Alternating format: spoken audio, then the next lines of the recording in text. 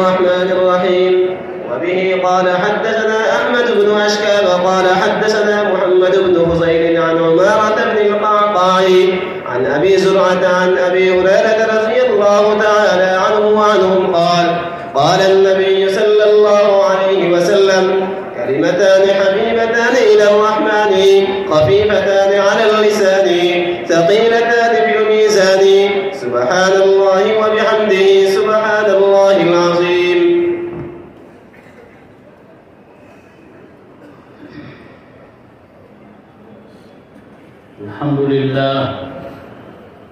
الحمد لله نحمده ونستعينه ونستغفره ونؤمن به ونتوكل عليه ونعوذ بالله من شرور أنفسنا ومن سيئات أعمالنا. من يهده الله فلا مضل له ومن يضلله فلا هادي له. ونشهد أن لا إله إلا الله وحده لا شريك له. ونشهد أن سيدنا ومولانا محمدا عبده ورسوله صلى الله عليه وسلم تسليما كثيرا كثيرا.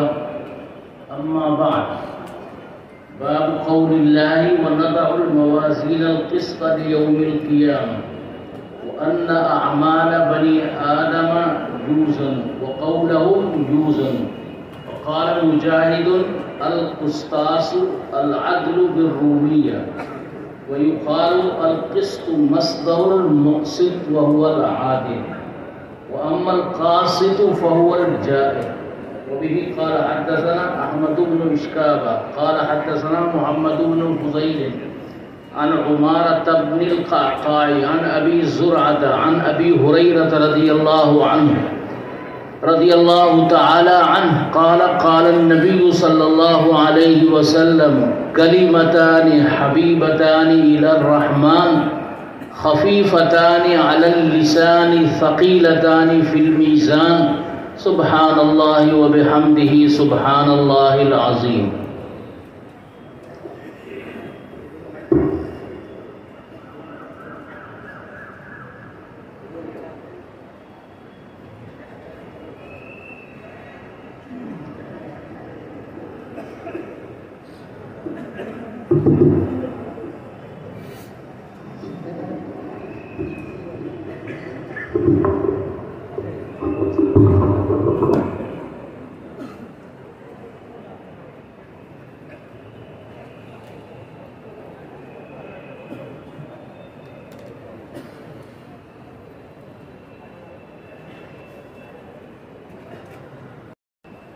آپ کے سامنے اس عظیم جامعہ کے شیخ الحدیث حضرت مولانا محمد عثمان صاحب قاسمی دامت برکاتہم نے بخاری شریف کا آخری درس دیا ہے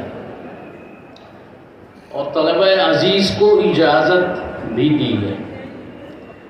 اسی طرح حضرت مولانا یحییٰ صاحب دامت برکاتہم محتمم جامعہ حاضہ نے بھی ایک صاحب کو حدیث کی اجازت عطا کی ہے، مرحمت فرمائی.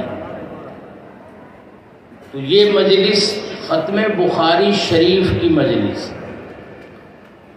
اور بخاری شریف قرآن کریم کے بعد سب سے محترم، سب سے بہتر، سب سے سچی کتاب، اصدق الکتب بعد کتاب اللہ مانی جاتی، اور دنیا میں بہت زیادہ مقبول ہے. امام بخاری علیہ الرحمہ نے بڑی محنت سے 16 سال کے عرصے میں یہ کتاب تحریر فرمائی ہے، لکھی ہے. اور کتاب لکھنے میں انہوں نے بہت تکلیف اٹھائی ہے، بہت کشٹ و برداشت کیا ہے.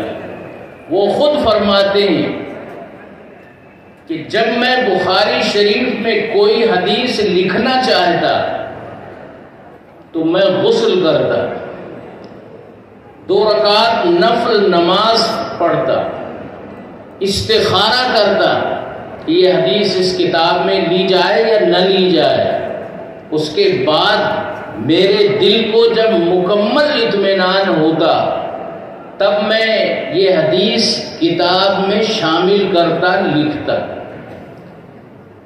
تو جو چیز جتنے اخلاص سے کی جاتی ہے اس میں اتنا ہی زیادہ فائدہ ہوتا ہے، مقبولیت ہوتی ہے، وہ اللہ کو اتنی ہی زیادہ پسند ہوتی۔ تو اتنے اہتمام کے ساتھ انہوں نے حدیثیں جمع کی۔ امام بخاری علیہ الرحمہ کے پاس 6 لاکھ حدیثیں تھیں۔ ان 6 لاکھ حدیثوں میں سے بخاری شریف میں انہوں نے جتنی حدیثیں جمع کی ہیں وہ 2 جلدوں میں 7,000 سے کچھ زیادہ ہیں، ساری حدیثیں مکرر وغیرہ ملا۔ تو 6 لاکھ حدیثوں میں سے اتنی حدیثوں کا انہوں نے انتخاب کیا ہے، اتنے شرائط کے ساتھ کیا ہے۔ 16 سال کے عرصے میں کتاب تیار ہو۔ کتاب لکھنے کے بعد مکہ مکرمہ اور مدینہ منورہ میں روضۃ من ریاض الجنہ میں بیٹھ کر اور حرم مکی میں بیٹھ کر انہوں نے کتاب پہ عنوانات لگائے، باب اور کتاب قائم کیا۔ تو اتنی متبرک جگہ بیٹھ کر یہ تصنیف و تالیف کا کام ہوا ہے۔ اور امام بخاری بڑے عالم، بڑے محدث اور بڑے نامور حدیث اپنے پاس رکھنے والے امام تھے، اور حدیث کے لیے انہوں نے بہت زیادہ تکلیفیں اٹھائی ہیں، لمبے لمبے سفر کیے اور ہر طرح کی تکلیف برداشت کی۔ لکھا ہے کہ میں علم حاصل کرنے کے زمانے میں بخارا سے بغداد تک کا کتنی دفعہ سفر کیا ہے میں بتا نہیں سکتا۔ خطو بار امی بخارا تک کے بغداد گیسی خطم فارغ، یہ آپ لوگوں کی زبان ہے تو تھوڑی تھوڑی مجھے بھی آتی ہے۔ تو اتنی تکلیف اٹھائی ہے انہوں نے۔ تو جس کام کو جتنی محنت سے کیا جاتا ہے، توجہ سے کیا جاتا ہے، اخلاص سے کیا جاتا ہے، اس کام میں اسی طرح برکت ہوتی۔ امام بخاری علیہ الرحمہ بغداد گئے، بڑے عالم ہیں، بڑے محدث ہیں، مگر دوسرے علاقے کے۔ بغداد کے جو لوگ تھے وہاں خود بڑے بڑے محدث تھے، اور ان کو اپنے علماء پر بہت ناز اور فخر تھا۔ جب انہوں نے امام بخاری علیہ الرحمہ کی شہرت سنی تو انہوں نے کہا کہ اچھا دیکھیں کتنے بڑے محدث ہیں۔ امام بخاری پہنچے، ان کے لیے ایک جلسہ کیا گیا، ایک تقریب کی گئی، امام بخاری علیہ الرحمہ بھی اس میں شریک ہوئے۔ اب امام بخاری کو جانچنے کے لیے پریکھا کیا، ان کا امتحان کیا۔ امتحان یہ کیا کہ 100 حدیثوں کا انتخاب کیا، اور یہ کہا کہ 10 آدمی 10 حدیثیں امام بخاری کے سامنے پڑھیں۔ ایک حدیث کی جو صحیح سند ہے اس کو ختم کر دیا۔ حدیث سے پہلے جو چند نام رہتے ہیں ان کو سند اور راوی کا نام کہا جاتا ہے۔ تو 10 حدیثوں کی صحیح سند حذف کر کے غلط سند اس میں جوڑ کر حدیث انہوں نے پڑھی۔ اب یہ جو پوری حدیث سند اور حضور کا ارشاد دونوں ملا کر اب یہ پوری حدیث بنی۔ امام بخاری علیہ الرحمہ نے ایک حدیث سنی، فرمایا کہ خلتم باری میں ہمیں جانتا ہوں نا، ہمیں جانی یہ حدیث کیا ہے میں نہیں جانتا۔ دوسری حدیث پڑھی، وہ یہی کہہ رہے 10 حدیث ایک آدمی نے پڑھ دی۔ امام بخاری کہہ رہے ہیں ہمیں جانی نا۔ لوگوں نے کہا کہ عجیب بات ہے، اتنے بڑے محدث 10 حدیث سن لی اور کہہ رہے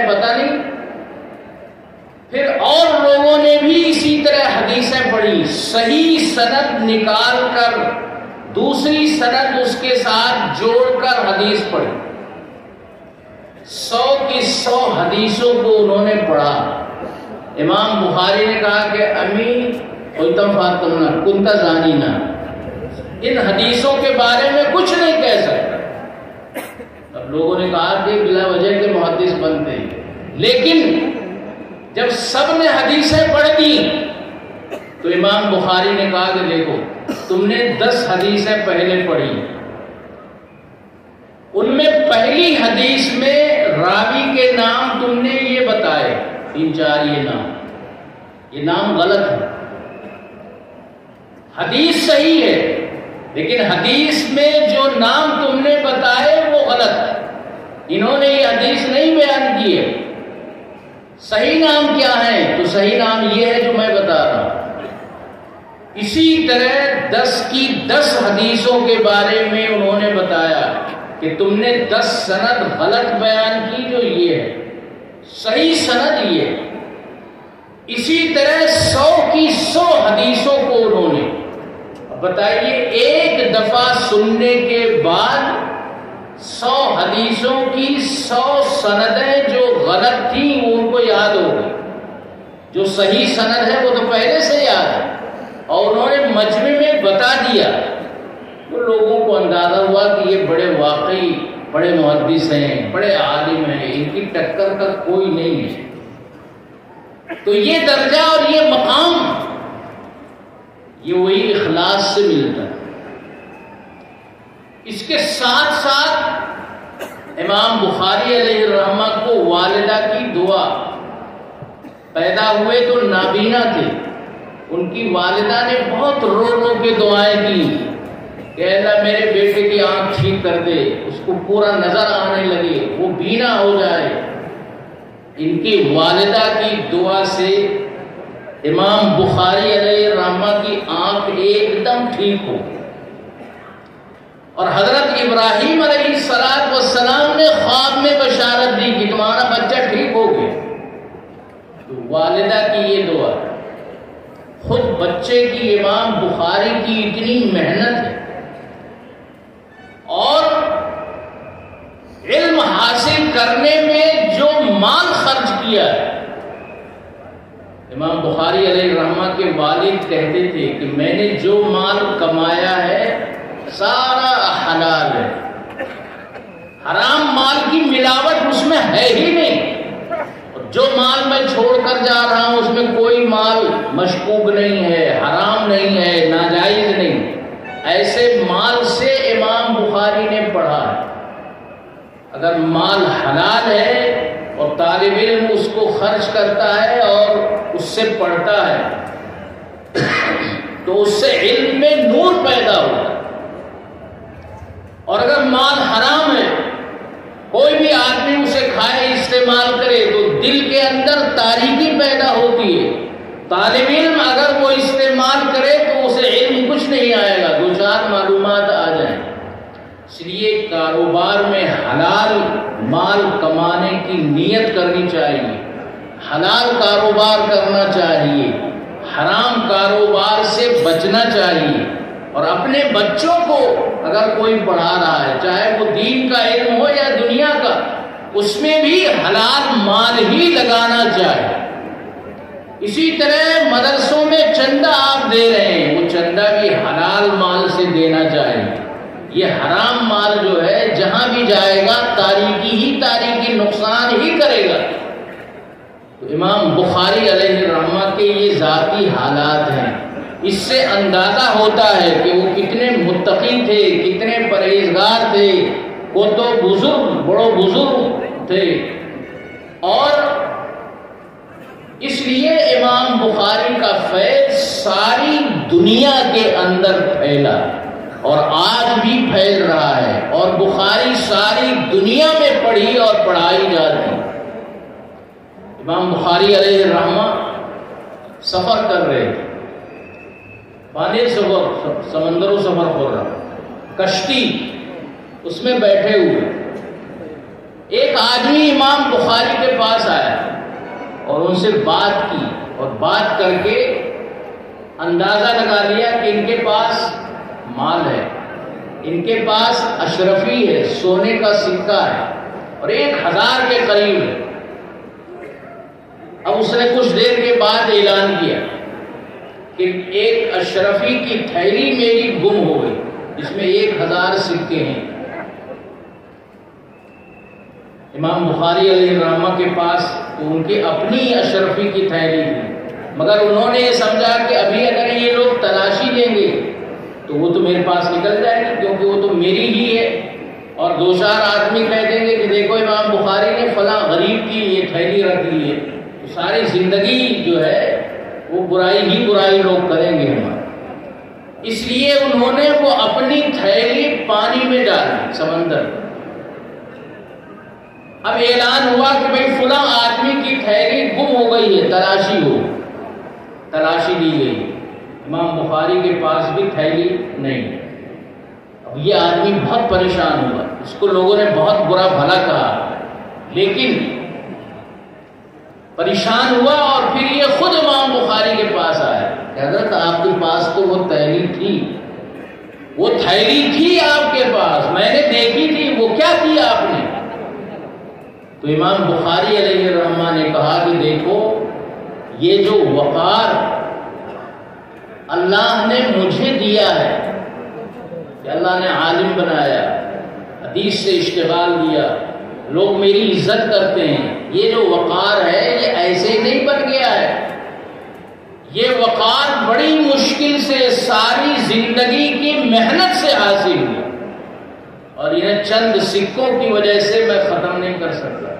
اگر میں یہ تھیلی پھینکتا نہیں تو لوگ کہہ دیتے امام بخاری نے فلاں کی لے لی ہے، اور وہیں سے امام بخاری کا جو تعریف کا سلسلہ ہے وہ ختم ہو جاتا ہے، لوگ ان کی برائیاں کرتے۔ اس لیے وقار کے مقابلے میں عالمانہ شان کے سامنے ایک تھیلی کی کوئی حیثیت نہیں، اور وہ میں نے 1000 اشرفی سمندر میں پھینک دی۔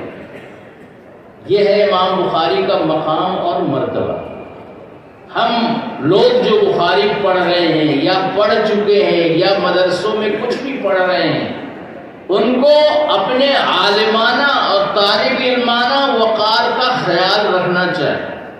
یہ مدرسے میں پڑھ رہے ہیں، گاؤں میں جائیں گے تو لوگ کہیں گے دیکھو یہ مدرسے میں پڑھ کر آئے ہیں، یہ نماز کی کتنے پابند ہیں، یہ صاف ستھرا رہتے ہیں، یہ لوگوں سے اچھی طرح ملاقات کرتے ہیں، یہ لوگوں کے اخلاق وغیرہ کو درست کرتے ہیں، یہ اچھے لوگ ہیں جو مدرسے سے پڑھ کر آئے۔ اور اگر مدرسے سے پڑھ کر گئے، ایک بچہ اسکول میں پڑھتا ہے تو مسجد میں نماز کے لیے پہنچ گیا اور مولانا صاحب غائب ہیں، تو کیا ہوگا؟ کوئی پڑھنے کا اثر نہیں۔ اس لیے سنت کی اتباع پڑھنے کے زمانے میں بھی اور پڑھنے کے بعد بھی۔ امام بخاری علیہ الرحمہ بھی سنت کے بڑے پابند تھے، اور سنت اور حدیث کی انہوں نے خدمت بھی کی۔ اس لیے ہم طلباء کو بھی اتباع سنت رکھنا چاہیے، ہر کام میں نبی پاک صلی اللہ علیہ وسلم کی سنتوں کو پڑھ کر، کتابوں سے دیکھ کر اس پر عمل کرنا چاہیے۔ اس لیے امام بخاری علیہ الرحمہ کی جو یہ کتاب ہے یہ بڑی مبارک کتاب ہے، بڑی متبرک کتاب ہے، اور بہت زیادہ اللہ کے ہاں یہ مقبول ہے، اور اس کے پڑھنے والوں کا مقام بھی اللہ کے ہاں بلند ہے۔ یہ بخاری شریف شروع ہوتی ہے بابن کیف کان بدء الوحی سے۔ امام بخاری علیہ الرحمہ نے یہ بتانا چاہا ہے کہ دین کی بنیاد وحی ہے، عقل نہیں۔ دین میں اپنے عقل سے، اپنی سمجھ سے، اپنی بدھی سے کوئی آدمی نہیں کچھ کرے گا تو غلط۔ دین میں یہ دیکھا جائے گا کہ حضور نے کیا فرمایا، اللہ تبارک و تعالی کیا چاہتا ہے، اسی کو وحی کہتے ہیں۔ کہ جو کام اللہ بندوں سے کرانا چاہتے ہیں وہ کام انبیاء کو بتا دیتے ہیں. یہ جو انبیاء کو بتاتے ہیں یہ وحی ہے. جیسے آج کل فون ہے، بہت سے لوگ فون کر دیتے ہیں، پیغام دوسرے تک پہنچ جاتا ہے. اسی طرح اللہ کی طرف سے یہ پیغام انبیاء تک پہنچتا ہے، بیچ میں کوئی واسطہ اور کچھ نہیں ہوتا. براہ راست انبیاء کے دل پر وحی کا فیضان ہوتا ہے. تو وحی کا مطلب یہ ہے کہ اللہ اور رسول کے بتائے ہوئے طریقے کے مطابق زندگی گزاری جائے. قرآن یہ بھی وحی، حدیثیں یہ بھی وحی. فرق یہ ہے کہ قرآن کو وحی مطلوع کہتے ہیں کہ اس کو نماز میں پڑھا جاتا ہے یا نماز کے باہر بھی پڑھا جاتا ہے. جو حدیثیں ہیں یہ بھی وحی ہیں. جب ایک آیت یا کچھ آیتیں اترتی تھیں تو اس سے متعلق کچھ دین کی باتیں نبی صلی اللہ علیہ وسلم کو اللہ بتا دیتا تھا، دل میں ڈال دیتا. یہ جو دل میں ڈالتا حضور صلی اللہ علیہ وسلم اس کو مختلف اوقات میں بیان کرتے تھے. تو یہ حدیثیں ہیں، یہ سنت ہے، یہ بھی وحی ہے، بس یہ نماز میں نہیں پڑھی جاتی. تو ایک وحی قرآن ہے، ایک وحی حدیث ہے. دونوں دین کی باتیں ہیں. قرآن اصل ہے، بنیاد ہے. وحی جو ہے یہ اس کا بیان ہے، اس کی تفسیر ہے، اس کی وضاحت. اور قرآن کریم بغیر حدیثوں کے نہیں سمجھا جا سکتا. قرآن میں کہا گیا اقیم الصلاۃ، نماز قائم کرو. نماز کیلا قائم ہوئی تو، نماز کتو رکعت ہوئی تو، نماز کیلا پڑھا گئی تو، امام کیلا ہوئی تو، مقتدی کیلا ہوئی تھا، طہارت اور وضو طریقہ کی تھا. یہ سب باتیں قرآن میں نہیں، یہ سب باتیں حدیثوں میں. جب تک حدیث آپ نہیں پڑھیں گے قرآن نہیں سمجھیں گے. اسی لیے جو عربی تفسیریں ہیں وہ ہر آیت کے نیچے پہلے حدیثیں آتی. قرآن کی تفسیر کبھی حدیث سے کی جاتی ہے، قرآن کی تفسیر کبھی عقل سے بھی کی جاتی ہے، قرآن کی تفسیر کبھی لغت سے کی جاتی ہے. جیسے لغت کا بیان امام مجاہد کے حوالے سے آیا ہے. اس لیے قرآن اصل ہے مگر قرآن سمجھنا مشکل ہے. اس لیے نبی صلی اللہ علیہ وسلم نے خود صحابہ کو قرآن سمجھایا ہے. صحابہ کرام سب عربی تھے زیادہ تر، مگر صحابہ عربی ہیں، قرآن بھی عربی میں ہے. وہ صحابہ قرآن خود نہیں پڑھ پاتے تھے. نبی صلی اللہ علیہ وسلم جیسا پڑھاتے تھے ویسا وہ قرآن پڑھتے. آج بھی جو عرب پڑھے لکھے ہیں وہ عربی زبان پڑھ لیں گے، لیکن قرآن اپنے من سے جیسا چاہے پڑھ لیں وہ غلط ہے. قاری جیسا پڑھائے گا ویسا ہی پڑھنا پڑے گا. تو قرآن جس طرح پڑھنا نبی صلی اللہ علیہ وسلم سے ثابت ہے، اسی طرح پڑھیں گے تو وہ قرآن ہوگا. قرآن کا جو مطلب حدیثوں میں بیان کیا گیا ہے وہی مطلب صحیح ہے. امام ابو حنیفہ علیہ الرحمہ نے 40 بڑے بڑے علماء اور مفتیوں کی ایک جماعت تیار کی تھی. مدرسہ تھا ایک ان کا، وہاں وہ بیٹھ کر مسائل پر غور کرتے. آج بھی مسائل پیش آتے ہیں. نماز پڑھ رہا تھا بھول گیا، کیا کریں، فلاں کام کر رہا تھا یہ ہو گیا. آج کسی مفتی سے آپ پوچھیں اسے معلوم ہے تو وہ خود بتا دے گا، نہیں تو کسی فتوے کی کتاب سے دیکھ کر بتا دے گا. پہلے کیا ہوتا تھا، یہ بڑی بڑی کتابیں نہیں تھیں، قرآن ہے حدیثیں. اگر کوئی مسئلہ پیش آیا آ کر پوچھتے، امام صاحب کہتے کہ بھائی قرآن میں دیکھو، پورا قرآن پڑھا جاتا. ایک مسئلے کے لیے پورا قرآن کئی دفعہ پڑھا جاتا. امام شافعی علیہ الرحمہ سے منقول ہے کہ قرآن کی کون سی آیت اجماع کی دلیل ہے کہ اجماع حجت ہے، یہ تلاش کرنے کے لیے میں نے تین دفعہ پورا قرآن پڑھا، ایک مسئلہ نکالنے کے لیے۔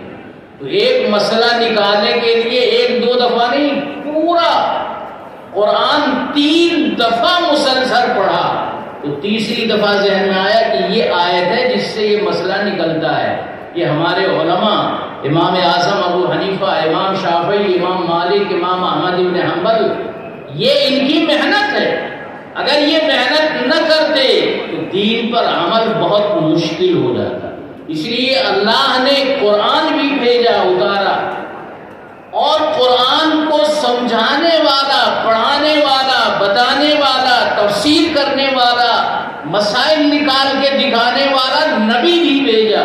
نبی کے بغیر قرآن کوئی نہیں صحیح پڑھ سکتا، نہ کوئی صحیح سمجھ سکتا ہے، نہ کوئی عمل کر سکتا ہے۔ اس لیے 2 سلسلے شروع کیے گئے، ایک کتاب اللہ اور ایک رجال اللہ، اللہ کی کتابیں، اور ایک اللہ کی کتابوں کو پڑھانے والے، سمجھانے والے، امت کو راہ راست پر لگانے والے انبیاء کرام۔ جو انبیاء جس طرح قرآن پڑھیں گے وہی قرآن پڑھنے کا طریقہ ہے، جو اس کا صحیح مطلب بتائیں گے وہی اس کا صحیح مطلب ہے۔